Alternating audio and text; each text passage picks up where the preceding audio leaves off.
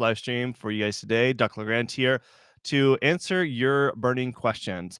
Now it's going to take a minute for people to come on. So when you're just jumping on, go ahead and just put your questions in the chat so I can answer your burning ADHD questions that you have for me specifically. And I'm going to try to do these live streams just more frequently for you guys. So go ahead and put your questions in the chat for me as well. So just give me a second while I get actually a water break. Oh, I don't even have my water on here. I'm not getting hydrated. So, but some things, we're just getting some few people coming in. Donald, we got Donald here in the chat. Donald, do you have any questions for me? Just go ahead and put those in the chat for me. And I'm experimenting and testing out different times. Maybe Friday at 9 a.m. Pacific Standard Times, maybe not the best time for everybody. So, but yeah, I'm just here trying to be just more consistent with you guys to be able to help you guys out with any questions you have specifically for me.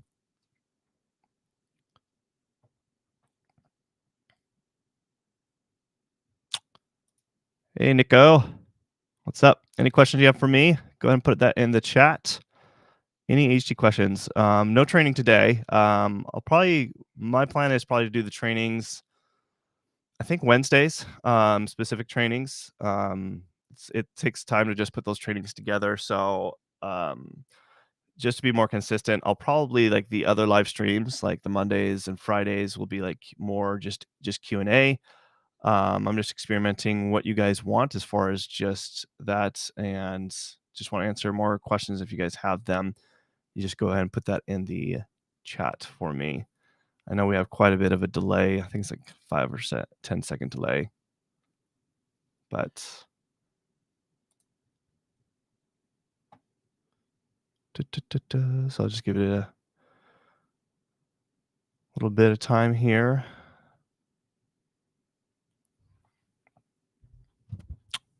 Nico or Donald, any questions for me? I'm assuming you can hear me and see me since you're responding here.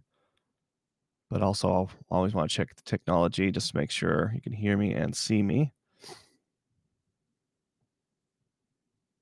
you could put that in the chat as well. Where are you guys from, you guys? Nico and Donald, where are you guys from?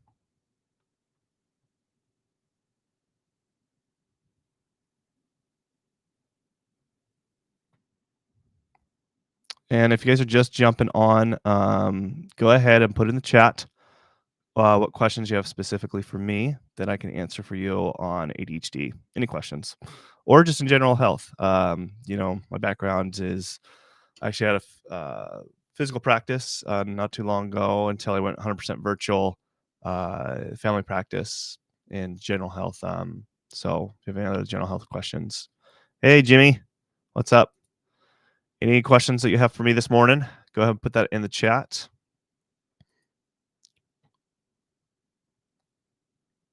No one has any questions for me this morning? Come on, guys. What's your burning questions that you have for me? Kind of want to have this more as an open discussion.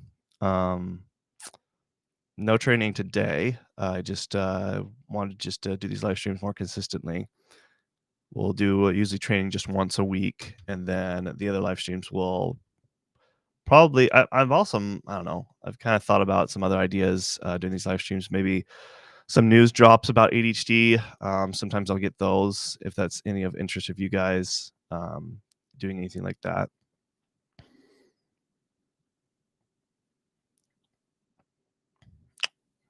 And I don't know if Jimmy, Nico, or Donald, I don't know if you guys are subscribed, but if anybody's new here, subscribe to the channel. We do this live stream pretty consistently, as well as do usually I think Sundays now is kind of the day that I'm dropping usually a brand new video. It's not a live stream, just a new video on usually ADHD or other health topics, optimizing your brain. None of you guys have any questions for me today? Jimmy, already subscribed already? Awesome. Thanks for that.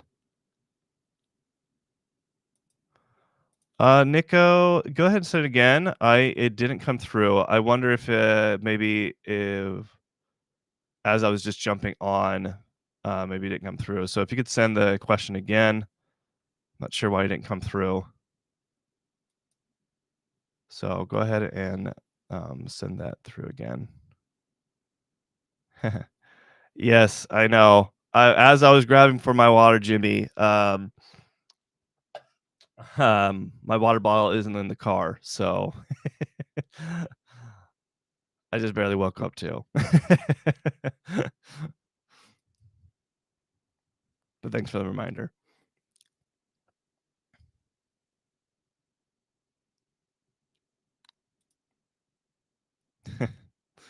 Yep. Yes, Donald, let's go. Let's go.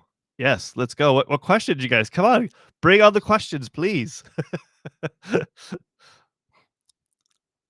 The suspense is, killing me. Here we go. Finally. Thank you, Nico. All right. First question of the day. Me and my 11-year-old son both have ADHD. Do you recommend new nootropics for kids? He is really struggling lately. Um, nootropics you can. Again, you got to be a little bit careful here as far as just the dosage amount for kids. But on top of that, is he taking medications? One. Two, I mean, also, always when it comes to just the medical history, what is other medical conditions they have along with their ADHD. So you got to be mindful about that. But I do use nootropics with kids as well. It just depends on different things, but they can be very beneficial for kids as well. I wouldn't go like certain things like lion's mane. I don't typically will give to kids per se. Well, maybe like teenagers, I will. Some of like the less stronger like nootropics out there. No, I won't always give to kids. It just really depends, but you most certainly can. Donald, wakey, wakey. Yes, I know. I just barely woke up, so I am waking up. Okay. And then, yeah, follow-up question to Nico. I don't put him on medication, but if there's something natural, I would love to know. So I do have several videos on nootropics, some big ones just to kind of give you an idea. But always, make sure to check with your doctor first before implementing anything. Since I'm obviously not working with your son specifically, is big ones are like L-theanine, D-L-phenylalanine are really big ones. B complex is a really big one of different types of nootropics that I tend to recommend quite a bit when I'm running testing with people with ADHD, even for kids. On top of that, there's another one called Dopa Boost. It's by what's the company? Is it Life Extensions? I can't remember off the top of my head. It's too early in the morning.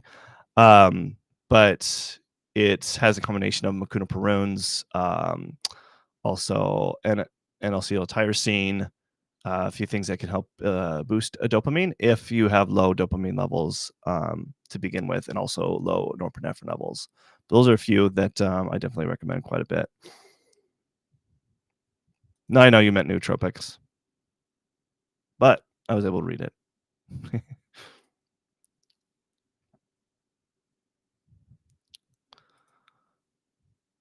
I've been using paracetam like 4 days a week. How's your experience been with that, Donald? I know a lot of people ask me about paracetam and all the racetam's supplements. I still don't have a concrete opinion about it per se. I just know some people get benefits from it, probably because it's not as natural. Really, it's just like to my understanding, it's more of a synthetic microdose of things. So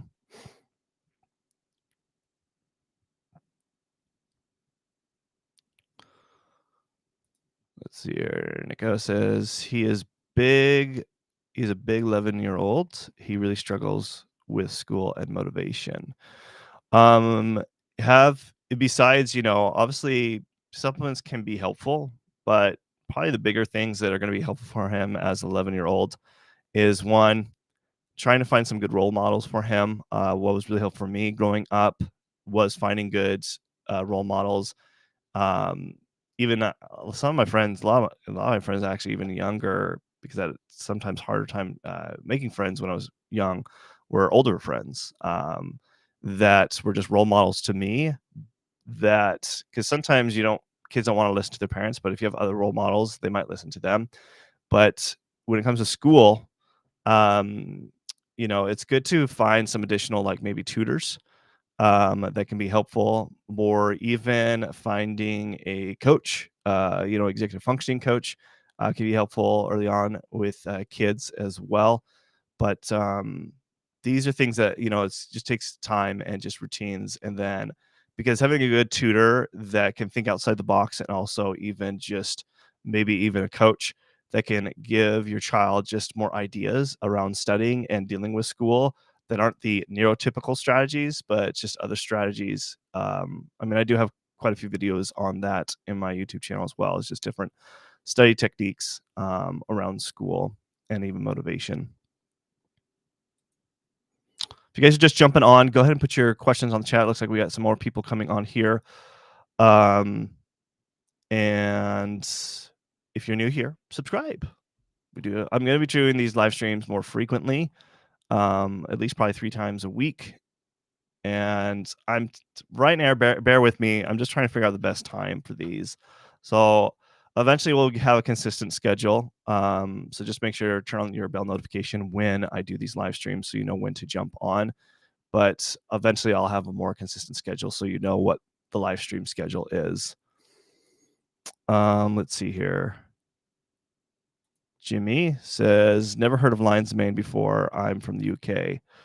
Do they not have Lion's Mane in the UK, I guess? I guess not. I mean, I would think you could still be able to order it through like Amazon or other supplement companies.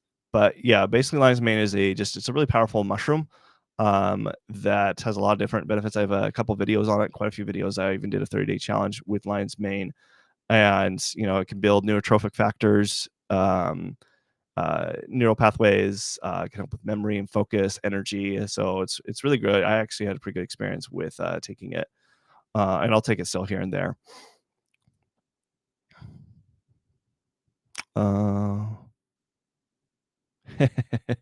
Yes, Jamie, I'll make sure to get my water after the stream. Thanks for the reminder.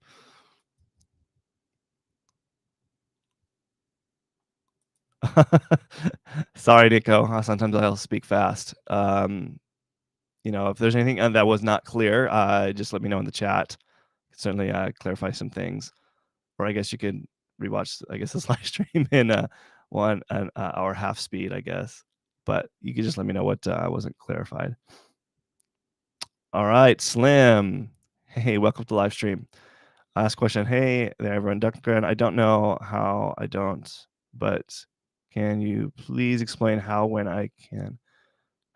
I stack caffeine with ginkgo biloba, it outperforms Concerta? I've observed this is a really good substitute. So I think I understand the question. You're saying like when you stack caffeine and ginkgo biloba, it tends to do better for you than Concerta.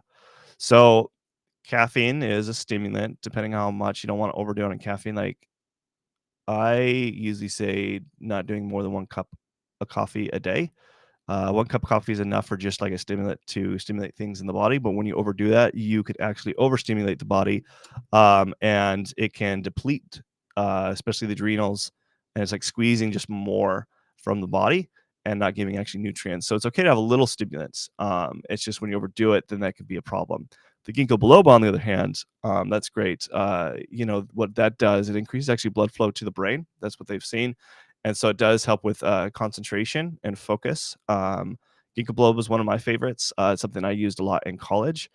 Is it something you should replace? Something from your medication? You always just need to talk to your doctor first before replacing anything, or definitely don't ever want to go cold turkey on medications because you can have some really bad side effects when you go in cold turkey. So always make sure you're talking with your doctor about this, about slowly going off of medication, or if you need to still continue with it, always talk with your doctor first.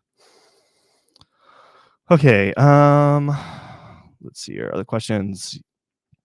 Also, if you guys are wanting further support, I do have you can look in the description. Right now, I'm actually offering a free discovery calls with my team.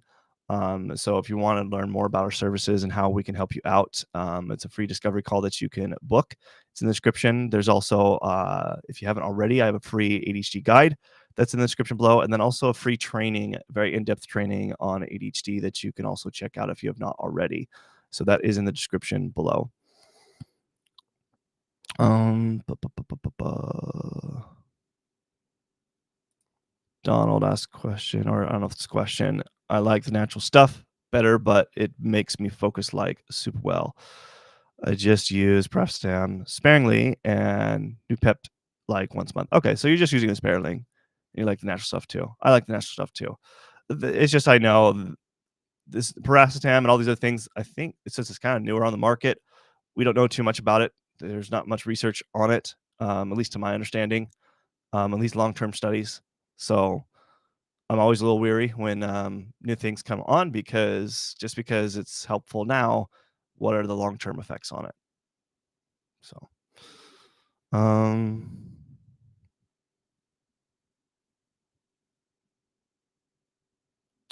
okay, here we go from Jimmy.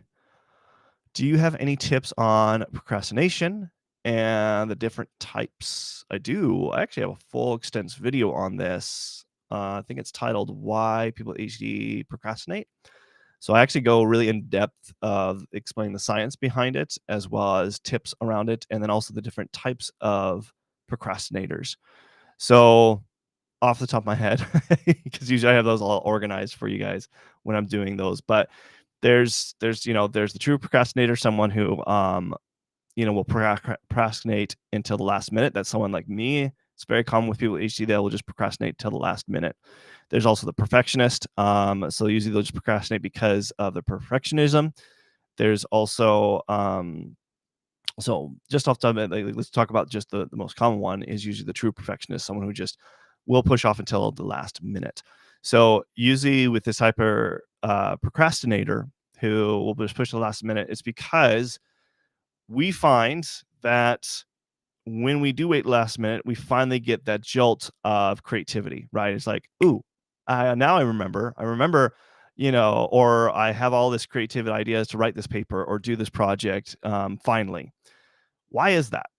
Well, it my understanding, or at least how I think of it, is because there's a lot more pressure, and especially with people with HD, when they have that pressure, it will trigger more of that dopamine. It'll trigger things to kind of get the things the gears turning. And what I think is a trick to this, and that's been helpful for me even in the past, is to set your own deadlines. So how do you do this? And the best way to do this is um find out obviously what the dates are of when the deadline is and set the deadline 2 weeks before, but get rid of any evidence if you can, any evidence of when the actual deadline is, right? So if you do that, like I don't know if you're in school, getting rid of so you find out the whole list of when the deadlines are for everything. So set everything at least a week or 2 weeks before and put those deadlines. Now they're your own deadlines and you're finishing them all early, but you don't know that because your HD brain forgot when they actually were due because you got rid of the evidence. So you do this, you will still unlock the power of procrastination because I think there is power to procrastination. Um, because when things come closer, especially for our ADHD brain, we're able to unlock that creativity and be able to have those original ideas come to mind. And this is something I did is I would just set my own deadline. So then when I found out that the deadline wasn't until a week or 2 weeks later, I got a break and it was like a reward.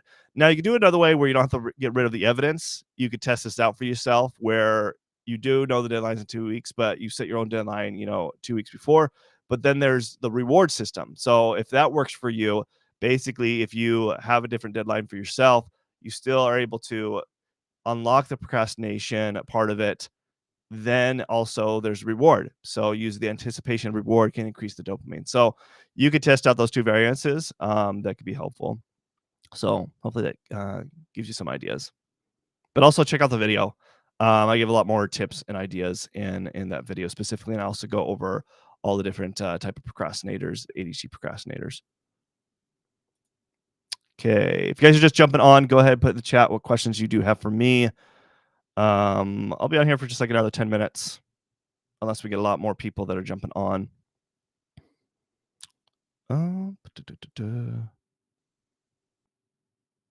Another question from Jimmy. Do you have any tips on how to stop or help lower my caffeine intake? I'm quite bad at it. Frustratingly, I'm nearly 17 and will have like a cup of coffee and then maybe a cup of tea within like one. So usually what I'll do with my patients and clients to try to decrease the intake, we first got to understand why you need it in the first place. Like, why do you need that boost of energy? So I'm assuming, so answer this question for me do you feel like you need the caffeine because you need that energy boost? Because some people with HD actually does the opposite effect. Or is it just because the craving, because you like the taste of it? I mean, or is it a combination of both? So especially adults, typically they're having the caffeine because they feel like they need that energy boost. So if that's the case, then we have an energy problem, right? Something else going on in the body, and so it's helpful to actually look at what that could possibly be. A lot of cases, it's going to be because your cortisol levels are way off. So your cortisol levels are too low in the morning, and when they should be high to wake you up and get ready for the day. So if that's the case, and without doing the test, sometimes you could just monitor your energy levels throughout the day, and do this for a week and just see where the averages are of where your energy levels are. And if you find that you're just really have low energy in the morning, then your cortisol levels are probably really low in the morning, or it might be in the middle of the day. So if that's the case, usually adrenal support is going to be something important to do in the morning if you have definitely low energy levels in the morning. And so usually what I do is when we find that, discover that, and we implement some adrenal supportive stuff, you will find you will need less and less of the caffeine and coffee, and you might be able to get down to where it's just one or one every other day. So that's a trick that I've found very effective with my patients, is when we discover that and then implement some adrenal supportive stuff. So if that's helpful.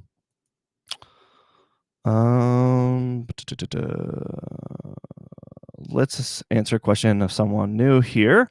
Hey, Patty. Welcome to the live stream. Thanks for asking a question. How important is it to exercise? It's really important, especially for ADHD. And let me explain why it's important. Instead of just, why most people exercise for vanity metrics, right? To be able to lose weight, to look good, build more muscle. But there's a lot more health benefits than just those things. Especially when it's coming to ADHD, here's the benefits when it comes to. One, it actually increases oxygen and blood flow to the brain when you're exercising. Something that we definitely need with ADHD if you want to have more continued focus and clarity of mind throughout the day.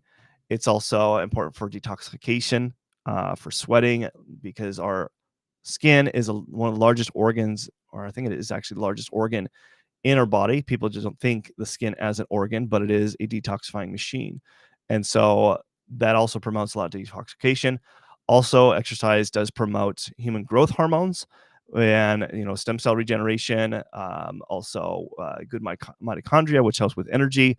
So all these things that a lot of people need with ADHD, but also on top of that, hormones. So a lot of different hormones that we're dealing with ADHD, the happy hormones, as well as dealing with managing with stress. So exercise is there's 5 big essential things that I always tell my patients and clients, that if you want to try to get rid of medications and supplements, or at least not have to rely on them as much, there's 5 things that you need to focus on. And exercise is definitely one of them. So exercise, hydration, limiting stressors in your life, good nutrients, like just good quality nutrients, and good quality of sleep. You focus on those 5 things all the time on a day-to-day basis, you will find you won't need the supplements as much or not need them at all. And you probably not need to rely so much on the medication either. So definitely exercise important. So hopefully I convinced you enough to put exercise as a priority for yourself. All right. The questions that we have here.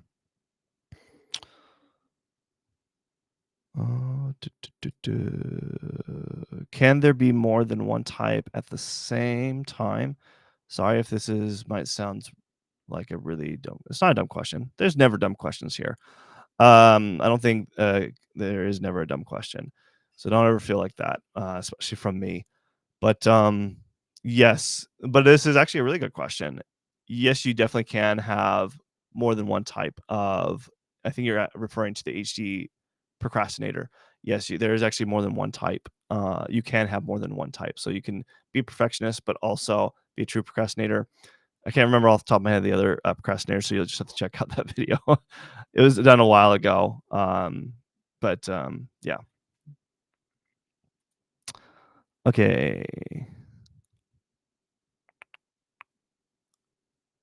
Okay, I'm just looking for, and I know we got some more people coming on. Go ahead and put your questions in the chat for me that you have. And also, just a reminder that you can click the link below to book a discovery call with us. If you are looking for just further help, this is a quick just call with us to just find out more about our services, see if we're actually would be a good fit for your HD health needs. So you can go and do that. And there's also you could download if you haven't already my free ADHD guide, as well as there's a free training that you could check out for ADHD. All right, back to the questions here. Um,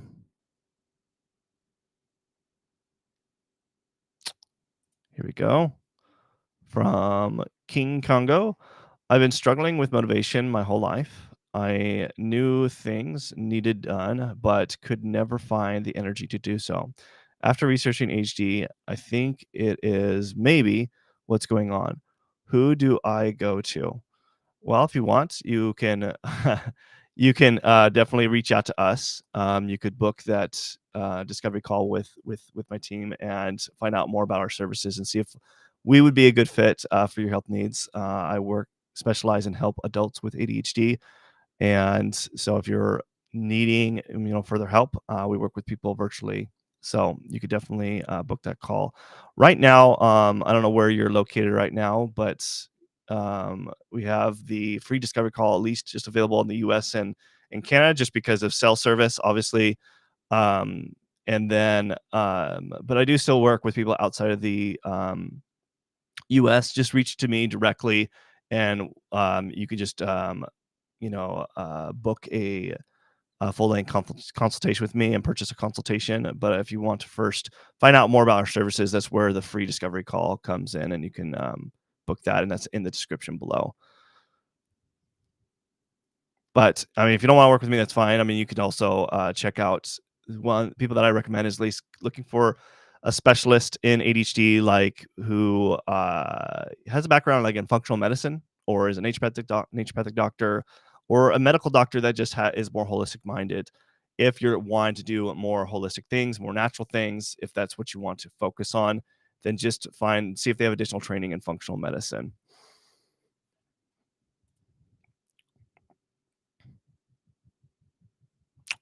All right. Got a question from Hansi. Hello, Dr. LeGrand. When did you personally realize that you have ADHD before testing for it? Thanks and greetings from Germany, all the way from Germany. Hey, hey. So I would say I realized at a very young age that I had it. Probably because I have a combination of both ADHD and dyslexia. I got diagnosed with dyslexia at a very young age because it was very, noticeable. My ADHD was definitely noticeable, but my parents, like my dad, definitely has it, but my parents didn't really have me diagnosed, just like how a lot of parents don't. But so I didn't get officially diagnosed until I was in college because it was just really difficult in school. And but I noticed it always like I can't really quite remember exactly what age, but I definitely at a very young age definitely before high school for sure, because of the challenges I was having and just making friends and also getting in trouble all the time. And my dad would always just say, "Yeah, I have ADHD." So he always just tell me I would have ADHD, but they never actually took me into doctor to go see one. So I did that when I was in college. I'm actually not even just. I'm curious. I mean, I always am in the belief that yeah, ADHD is always a part of you, and it doesn't really go away per se.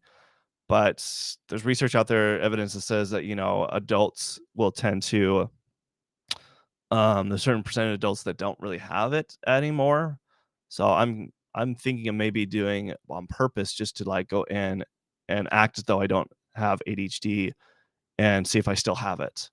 Like just go in and like not put on my medical records that I have it and just go get another diagnosis. I've thought about doing something like that because I'm just curious for myself of what a new assessment after how long has it been? It's been 15, 15, 16 years since the diagnosis, I think. Okay. If you guys are just coming on, I'll answer just a few more questions before I go. But go ahead and put that in the chat.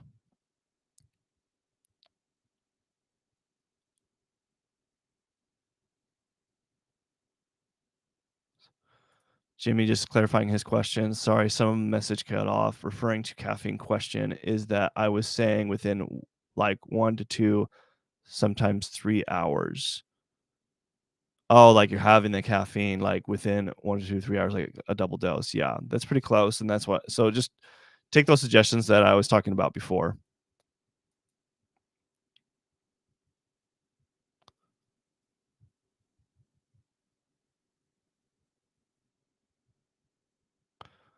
But yeah, go and put your questions if just a few more minutes here. And then again, if you want to take advantage of booking a free call with us, a discovery call, you could go and put click on that in the description below.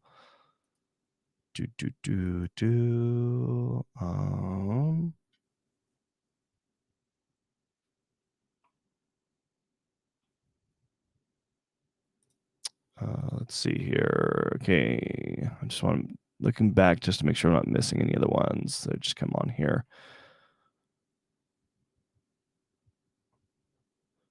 All right, I guess Jimmy has the last question here. He's the one that's been asking most of the questions, so that's okay.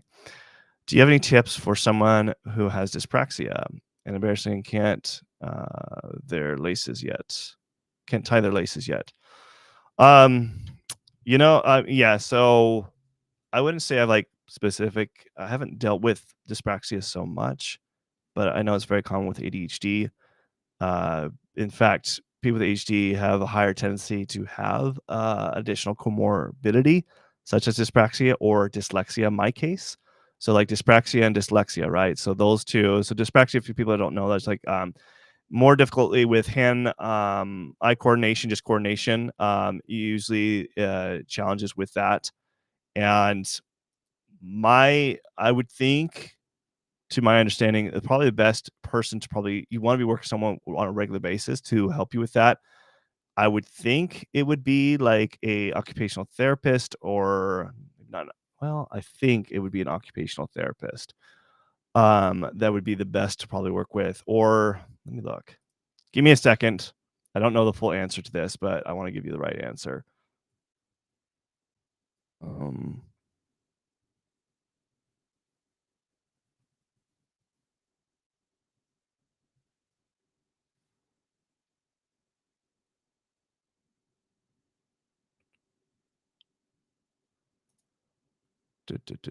I mean, okay, I was right. An occupational therapist, or I was going to say a physical therapist. They say pediatrician, child psychologist. I would think more of an occupational or physical therapist because again, they're going to work with you more doing exercises to help with the dyspraxia. I unless like a pediatrician, just has additional training and that's kind of like their specialty. But I would say either an occupational therapist or a physical therapist that can help you with the movement and coordination as well. So that's what I would say.